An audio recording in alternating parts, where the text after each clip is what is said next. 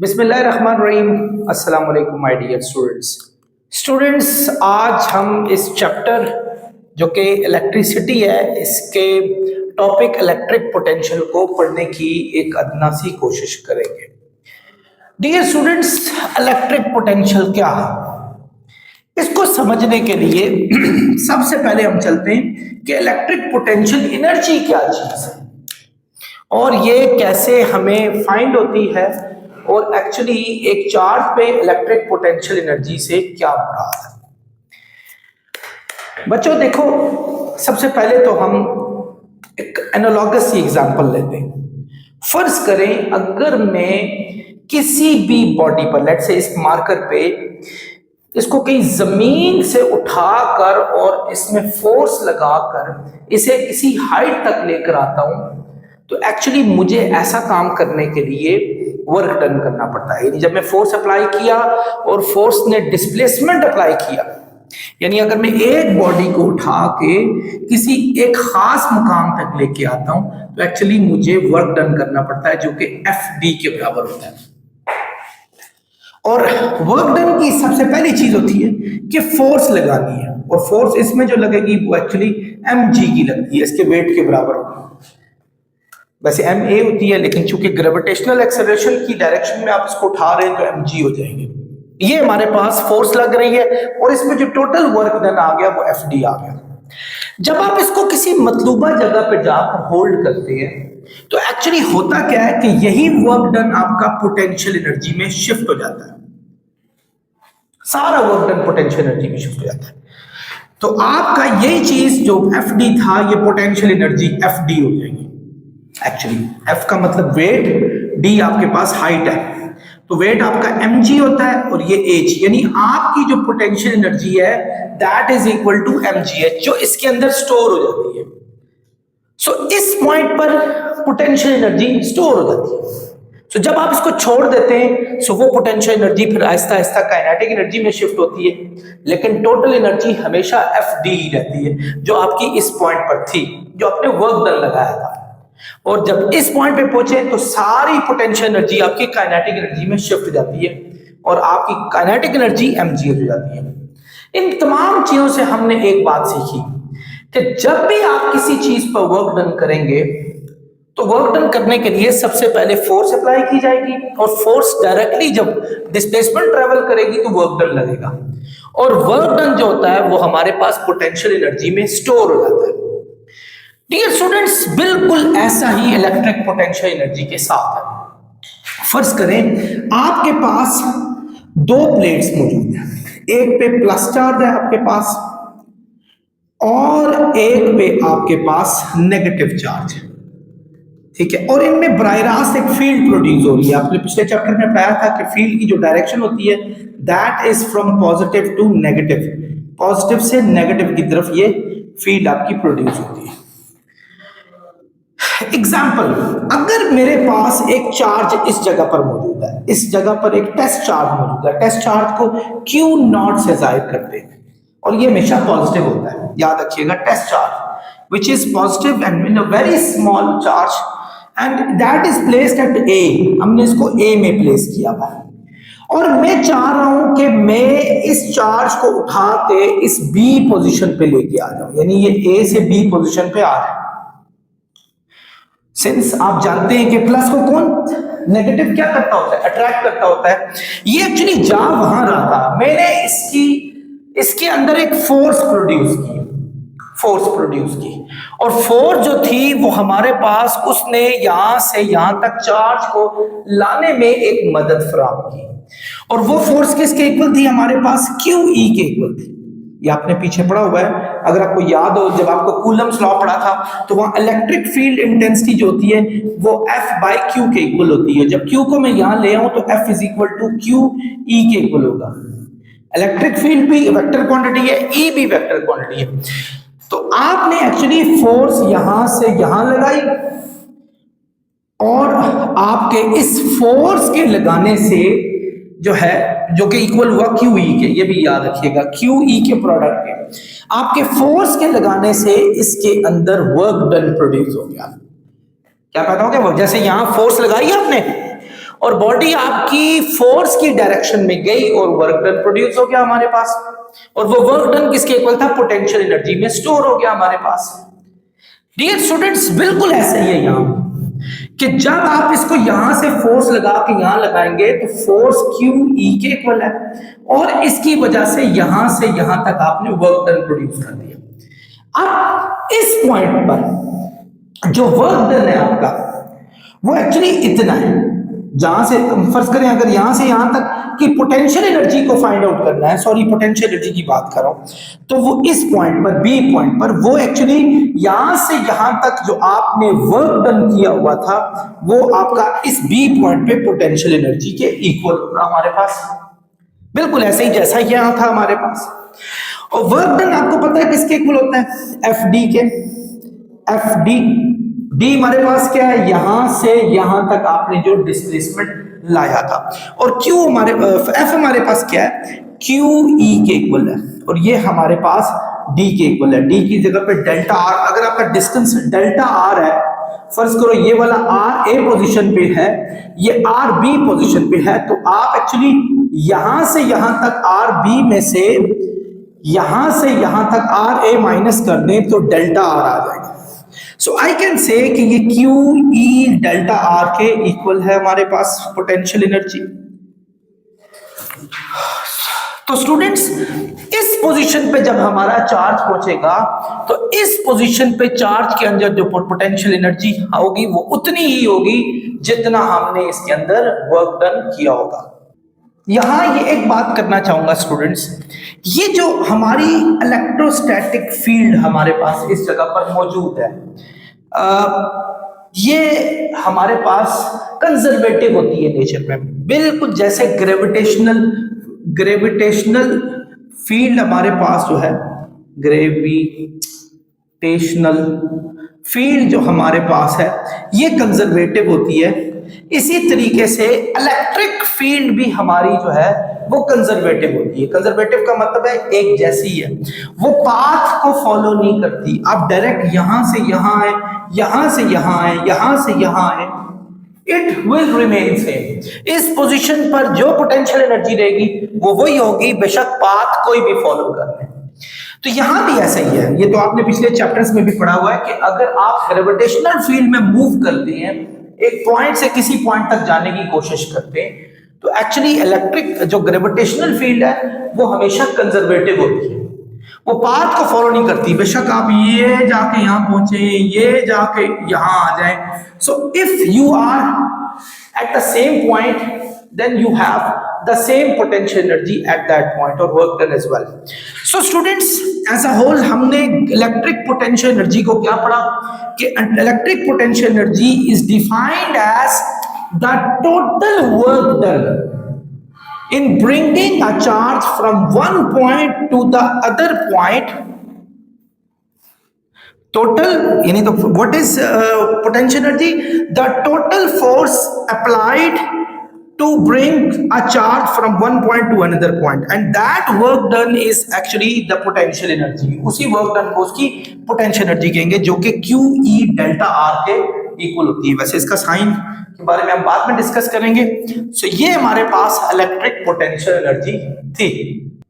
Dear students, now the next topic is relation between electric potential energy and electric potential, यानी electric potential energy और electric potential के बीच में क्या relationship है, what is the relationship between them?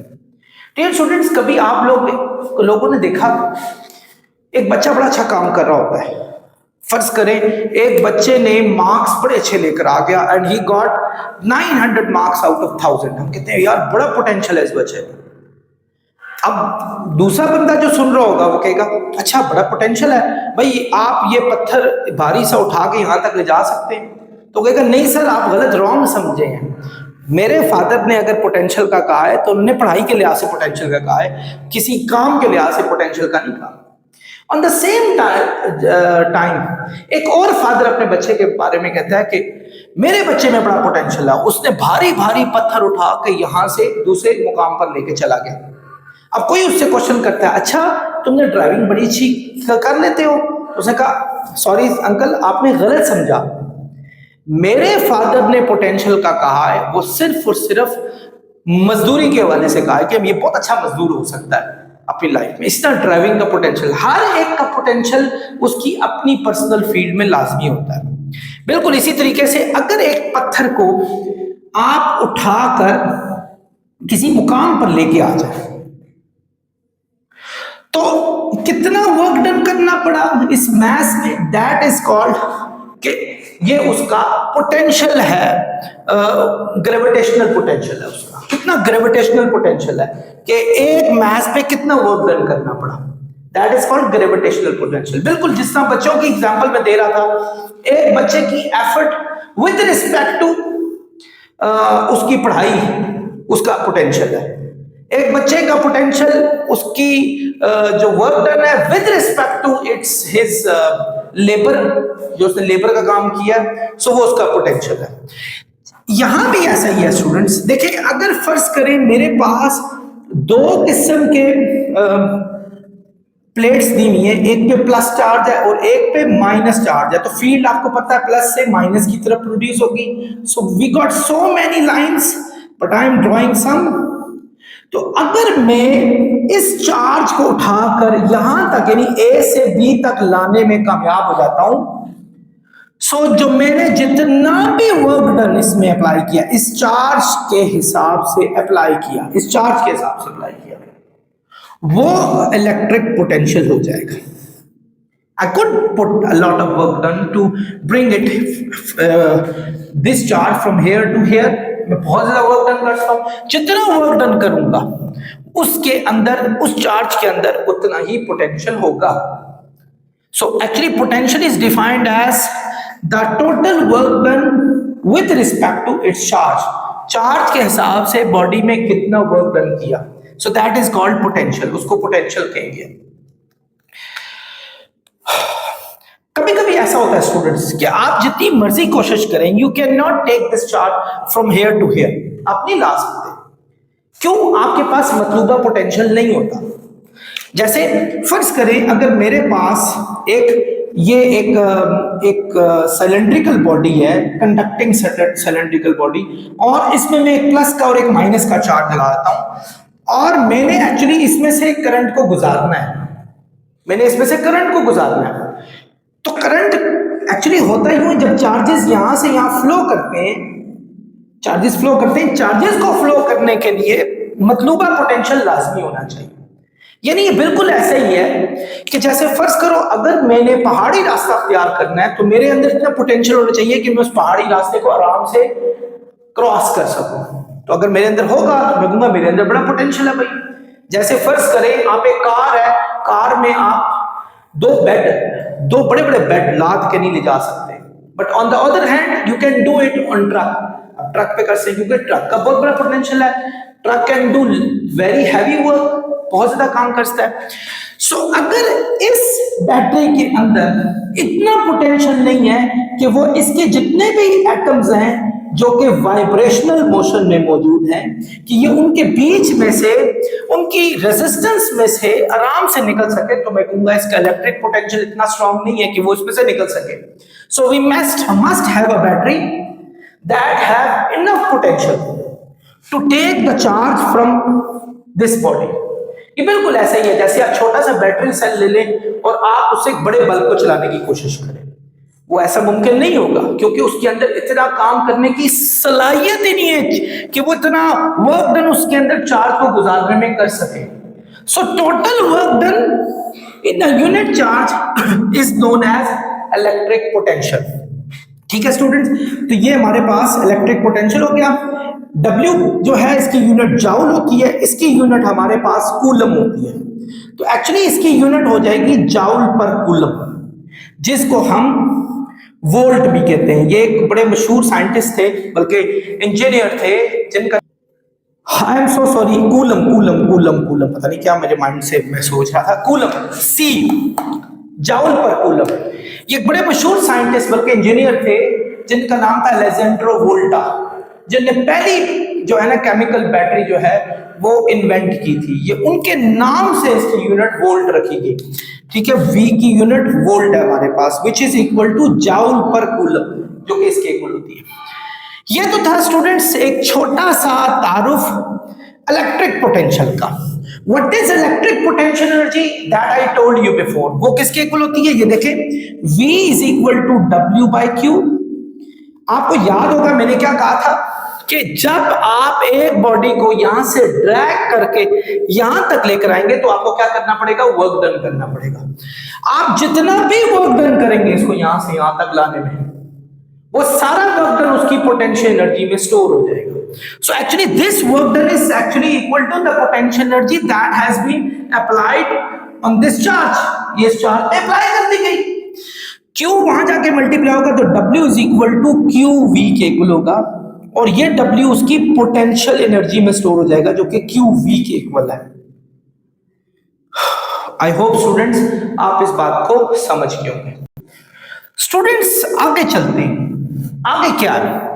जैसा कि मैंने कहा कि V किसके इक्वल है स्टूडेंट्स? हमारे पास W बाई Q के इक्वल है। ये W कहते हैं टोटल वर्क डन को। वर्क डन हमारा किसके इक्वल था? FD cos थीटा के। आपको वर्क डन का फॉर्मूला आपने अपनी जूनियर क्लास में पढ़ा हुआ है, FD cos थीटा, बल्कि एक चैप्टर था वर्क एंड एनर्जी वाला, उसमें भी आप पढ़ के आ चुके हैं। इनफैक्ट चैप्टर 2 में भी शायद इसका जिक्र किया हुआ था, 23 में, हाँ 2 में भी किया हुआ था।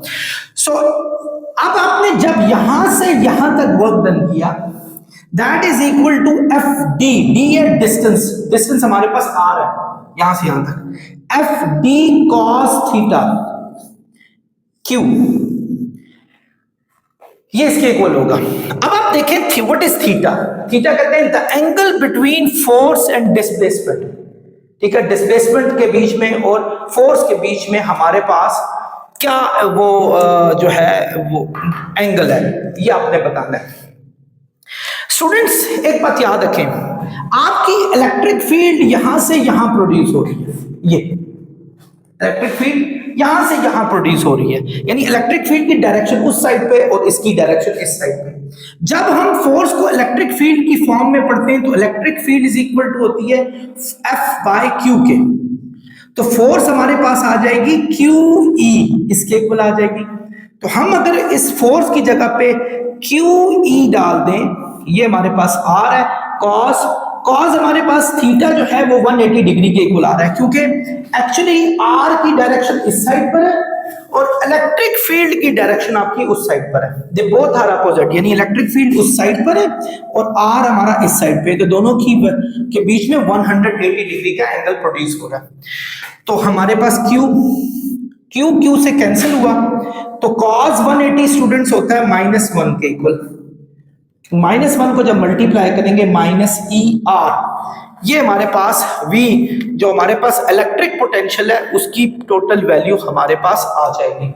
तो एक्चुअली जब हम वोल्टेज को, इसको वोल्टेज भी कहा जाता है या फिर इलेक्ट्रिक पोटेंशियल भी कह सकते हैं, इलेक्ट्रिक पोटेंशियल को इलेक्ट्रिक फील्ड के साथ कंपेयर करते हैं।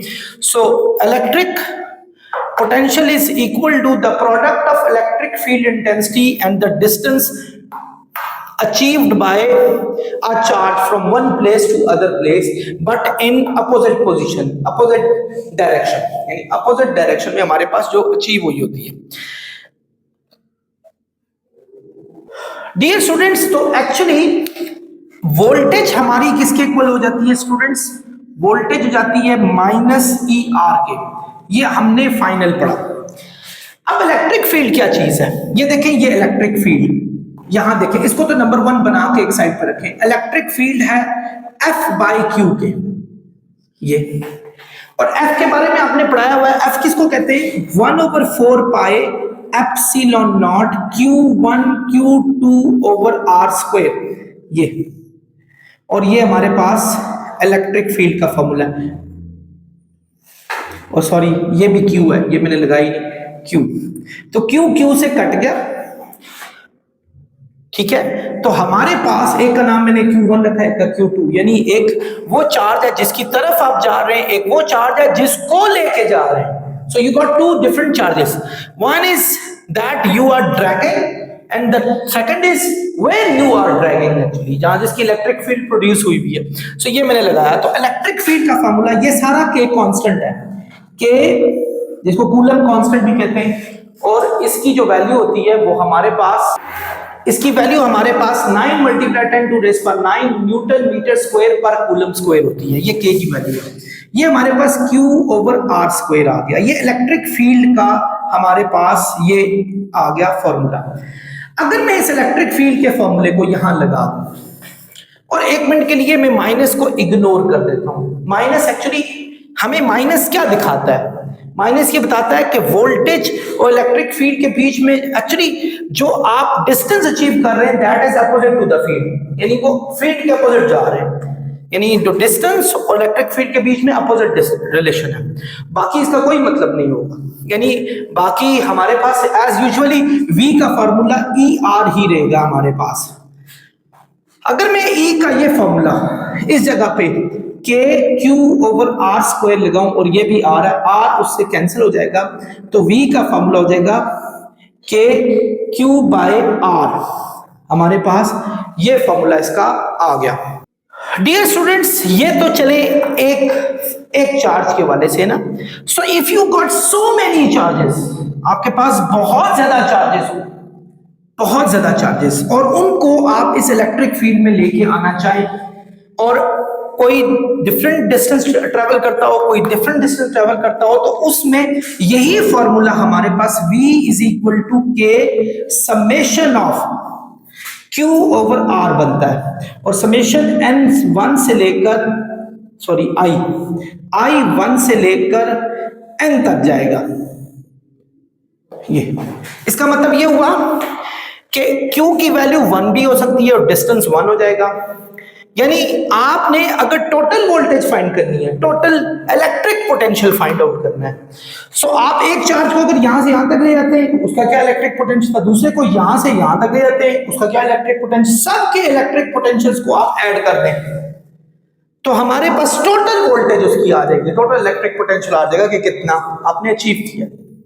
ये बिल्कुल ऐसा ही है स्टूडेंट्स कि जैसे फर्ज करें एक ट्रक है, ये देखें ये एक ट्रक है हमारे पास, और ये ट्रक हमारा लोड उठा के ले आता है, ये एक लोड उठाता है और ये यहां से ट्रेवल करता हुआ यहां आ रहा है एक लोड, तो मैं कहूंगा जी आपका पोटेंशियल पड़ा है जी, आपका फर्ज करें मैं इसकी यूनिट देता हूं, आपका 2 पोटेंशियल है। अब मैं एक और भारी पत्थर भी ले जाता हूं, एक और भारी पत्थर, एक छोटा, एक और पत्थरों के ढेर इस ट्रक के ऊपर लगा देता हूं। सो जब मैं इस ट्रक की बात करूंगा भाई इसमें कितना पोटेंशियल था, तो मैं बात करूंगा कि कितने पत्थर और उनके इंडिविजुअल मैसेज क्या थे और उनको किस पॉइंट से उठाकर किस पॉइंट तक हर पत्थर को लेके गया, तो मैं उन सारे पत्थरों का पोटेंशियल फाइंड आउट करूंगा, then that is going to be the total potential of that particular truck. So this goes for the same as well.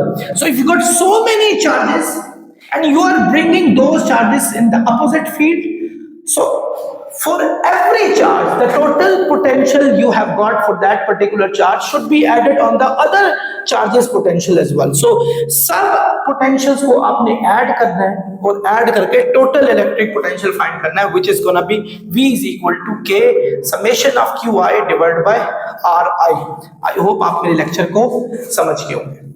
मजीद ये आपको बताना चाहूंगा कि एक्चुअली ये जो K की वैल्यू थी जो कूलम कांस्टेंट, खैर इसके बारे में मैंने पहले बताया था 10 to raise 9 multiply 10 to raise पर 9 न्यूटन मीटर स्क्वायर पर कूलम स्क्वायर। ये अगर आपकी स्पेस हो, यानी बिल्कुल इसी तरीके से ये इसकी वैल्यू है, ये स्पेस में होगी, ये बात याद रखिएगा। इसी तरीके से अगर हम इलेक्ट्रिक एनर्जी की बात करें, ये देखें इलेक्ट्रिक पोटेंशियल एनर्जी की W is equal to QV, इसकी यूनिट जाउल होती है, लेकिन इसकी एक यूनिट और भी होती है और वो है इलेक्ट्रॉन वोल्ट। ये भी एनर्जी की यूनिट है। एक इलेक्ट्रॉन वोल्ट का मतलब है कि एक इलेक्ट्रॉन को डिस्प्लेस करने के लिए आपको कितनी एनर्जी रिक्वायर्ड है, एक इलेक्ट्रॉन को डिस्प्लेस करने के लिए कितनी एनर्जी आपको रिक्वायर्ड है, and that is equal to 1.6 multiply 10 to raise पर -19 जाउल, ये इसके इक्वल होती है। इतना ही चार्ज की वैल्यू भी होती है, ये बात याद रखिएगा। इलेक्ट्रॉन आपका देखें, ये खुद देख लें, एक इलेक्ट्रॉन वोल्ट है, किसके इक्वल होता है? एक इलेक्ट्रॉन जो है, इलेक्ट्रॉन उस पर चार्ज होता है 1.6 मल्टीप्लाई 10⁻⁻19 कूलम के, और ये वोल्ट दिया हुआ है। कूलम वोल्ट जो होता है ना, वो हमारा जाउल के इक्वल होता है। यहां देखें, ये कूलम है, ये वोल्ट है, यानी ये कूलम है, ये वोल्ट है, तो ये जाउल के इक्वल है, क्योंकि वर्क की यूनिट जाउल रखी है। तो हम यहाँ कूलम और वोल्ट को जाउल भी कह सकते हैं। तो इस रूल से हमारे पास ये आ जाएगा। डियर स्टूडेंट्स, एक बात याद रखें, ये इलेक्ट्रिक पोटेंशियल हो गया, ये इलेक्ट्रिक पोटेंशियल एनर्जी हो गया हमारी इलेक्ट्रिसिटी में, और जितना भी हम इलेक्ट्रिसिटी के दायराकार को पढ़ने की कोशिश करें, ये बहुत अहमियत का हामिल है। विदाउट नोइंग दिस, हम कभी भी, जिस तरह मैकेनिक्स की फिजिक्स में आपकी फोर्स और वर्क डन बड़े इंपॉर्टेंट होते हैं, उनके बगैर आप किसी चीज का अंदाजा भी नहीं लगा सकते कि उनके अंदर कितनी एनर्जी प्रोड्यूस हुई, कि उनके अंदर कितना पोटेंशियल है, व्हाटएवर, आप कभी भी नहीं अंदाजा लगा सकते कि आपको फोर्स का ना पता हो, वर्क डन का पता ना हो। ये तमाम चीजें बड़ी इंपॉर्टेंट है। इलेक्ट्रिक पोटेंशियल इलेक्ट्रिसिटी में एक बहुत ही अहमियत का हामिल है। आप इसकी मदद से बहुत सारे जो है वो काम कर सकते हैं। आपको अगर पता हो किसी, देखें, आप जब भी कभी बैटरी किसी भी सर्किट में लगा रहे होते हैं, तो आपको पहले सर्किट का पता होना चाहिए कि सर्किट को कितना करंट और कितनी एनर्जी चाहिए, तो आप उसी के मुकाबले में उस जैसी बैटरी सेल उसके साथ अटैच करते हैं। ऐसा कभी भी नहीं हुआ एक छोटा सा बैटरी सेल आप बड़े से बल्ब को चलाने के लिए लगा दें, बिकॉज अगर ऐसा हो रहा है तो इसका मतलब है आप अनअवेयर हैं इलेक्ट्रिक पोटेंशियल को डिस्कस करने के लिए। दूसरी बात, करंट कभी भी फ्लो नहीं होता जब तक दो साइड पे इलेक्ट्रिक पोटेंशियल डिफरेंस हमारे पास ना हो। यानी फर्ज करो, अगर मैंने ये मेरे पास एक बैटरी है और मैंने करंट को इसमें से फ्लो करना है, ठीक है, इसमें से फ्लो करना है, ये देखिए ये बैटरी, अगर ये हायर पोटेंशियल होता है, ये लोअर पोटेंशियल है, इन दोनों का फर्ज करें, अगर इसका पोटेंशियल है 20 वोल्ट, इसका पोटेंशियल है हमारे पास 10 वोल्ट, तो दोनों का पोटेंशियल डिफरेंस हमारे पास हो जाएगा 10 वोल्ट। तो तब आपका करंट जो है वो प्लस से माइनस की तरफ फ्लो कर सकता है। you cannot have current in a circuit if you don't have the potential difference between the battery or any source. So बिल्कुल इसी तरीके से ये हमारी लाइफ में बड़ा इंपॉर्टेंट है। इसकी एग्जांपल आपकी बुक में एक दी हुई है कि मॉस्किटो का जो रैकेट होता है, कि अगर मॉस्किटो का रैकेट आप जब भी आप देखते हैं, जब यूज कर रहे होते हैं, तो एक मच्छर आता है, उसका ट्रैप हो जाता है। मच्छर क्यों ट्रैप होता है? एक्चुअली मच्छर जब दो नेट के बीच में आता है, उन दो नेट के बीच में एक खासा पोटेंशियल डिफरेंस होता है, तो जैसे ही मच्छर उसके बीच में आता है तो वो इलेक्ट्रिक पोटेंशियल डिफरेंस फील होता है और चार्जेस जो है ना वो फ्लो करना शुरू हो जाते हैं। चार्जेस फ्लो करते हैं अगर आपके पास दो चीजों के बीच में इलेक्ट्रिक पोटेंशियल हो, तब करते हैं। आप खुद अंदाजा लगाएं, ये बिल्कुल ग्रेविटेशनल पोटेंशियल एनर्जी की तरह है कि आपकी जमीन ये है ना, एक ऑब्जेक्ट यहां है, क्या ये ऑब्जेक्ट चलना शुरू हो जाएगा? नहीं चलेगा जब तक आप इस ऑब्जेक्ट को उठाकर किसी एक पॉइंट पर ना ले जाएं। जब आप किसी पॉइंट पे ले जाते हैं ना, तो इस और इस पॉइंट के बीच में एक पोटेंशियल एनर्जी का डिफरेंस आ जाता है हमारे पास। वो जितना डिफरेंस होगा, ये इतनी पोटेंशियल एनर्जी इसमें होगी, तो वो उसी के हिसाब से उस जगह पे जाके हिट करेगी।